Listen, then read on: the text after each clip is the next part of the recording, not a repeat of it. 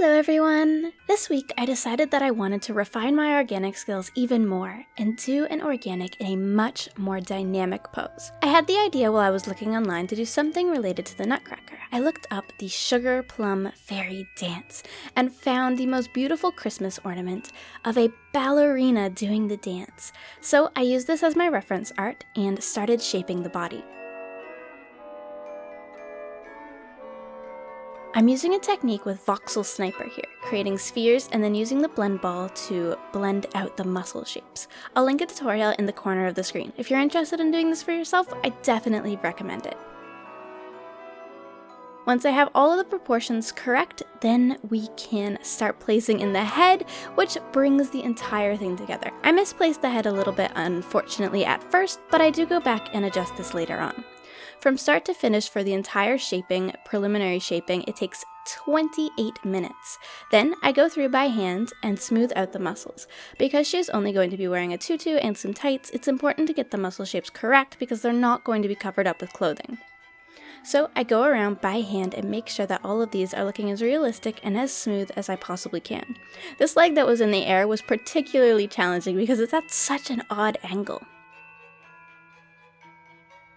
Once I'm finally happy with the shaping, which takes quite a while, I decided to move on to the coloring. I changed her skin to be smooth sandstone, and then work out a simple dress shape using terracotta. Then I use the cylinder command to create some large circles. I rotate these circles into place on her body. It takes me a while to get the correct shape, but it's worth it to make sure that these are lined up correctly. Then I create a smaller one on top of that because this tutu will be layered. Once that's done, I go around the circle and thicken out the lines so that the spline command can properly work.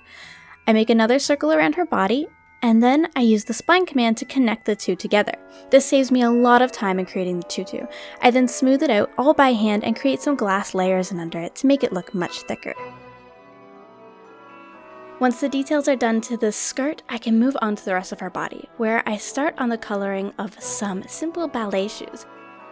Because I've already shaped her foot in the shape that it would be in a ballet shoe, this saves me a lot of time because I don't have to actually add the shoe, I just have to color it. Then we move back to her body where we're adding some more details in, of course, that beautiful purple, because she is a sugar plum fairy dancer, of course. Then a second layer to put pink on her skirt, and then we start adjusting the arms and hands. This is the part that I usually dread the most, so I always save it for last. Hands are just so tricky, and especially dancer hands, because they're supposed to look so dainty and delicate in the dance. Once her hands are done, I start on the hair where I give her a simple bun and a crown.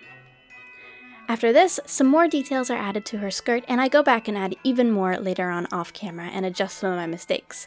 Then I work on a simple wooden floor that she can be dancing on. Once that's done, she is officially complete. I hope you guys enjoyed seeing my process of creating a sugar plum fairy ballerina. This was so much fun.